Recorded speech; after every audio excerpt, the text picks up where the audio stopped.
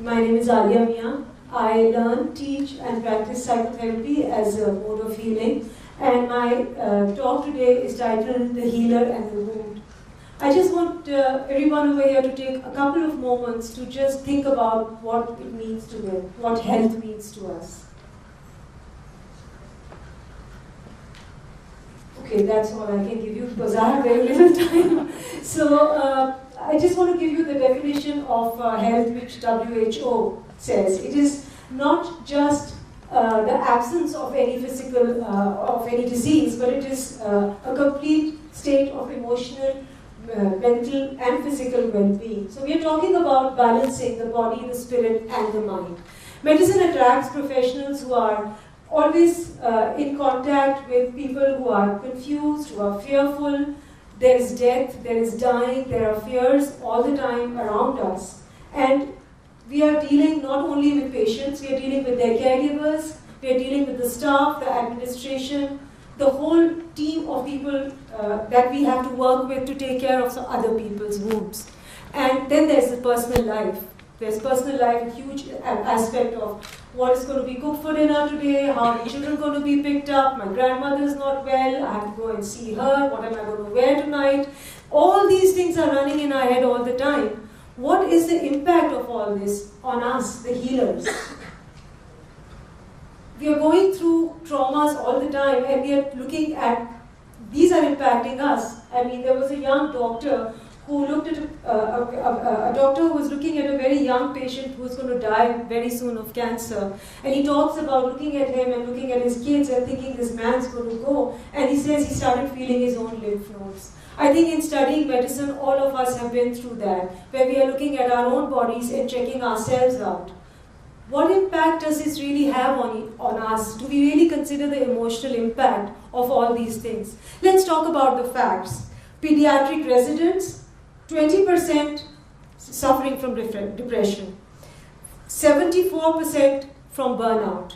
That's a huge number, 74%. Emergency care nurses, 8.5% displayed signs of clinical signs of PTSD. Not only that, compared to the general population, depressive symptoms among nurses double that of the general population. And PTSD among ambulance care workers, 4 times. That's a lot. 4 times that of the general population. This is the impact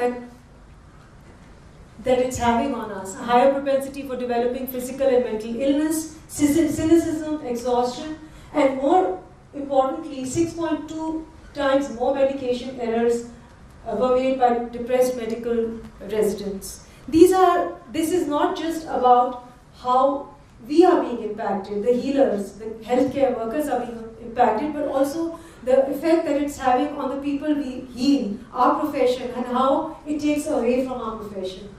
So, social support, coping skills training, mindfulness-based stress reduction techniques, these are things that have been proven to help not just to cure, but to prevent mental illness and improve emotional health. I'm talking about individual therapy, support peer groups, psychoeducation, an ongoing process of these things incorporated in our, not just our on a one-to-one basis, but on a consistent basis during training, because a lot of trauma is faced during training and also during our work life.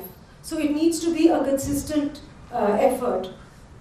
We need to make counseling services private. We need to make them welcoming. We need to make them confidential. We need to take away the stigma from psychotherapy and counseling. We need to develop an organization which is pro-therapy. It is not just for cure, it is also for prevention. And prevention is very, very important. We are all talking about that. We're talking about surgical procedures, gloves and all that. So it's very important that we as healers, we are the foundation, we are the building blocks. We are the people who are going to take care of the wounds of other people. It's very important that we ourselves heal ourselves and become strong so that we can make a concerted effort for healing ourselves so that we can heal to the wounds of others. Thank you.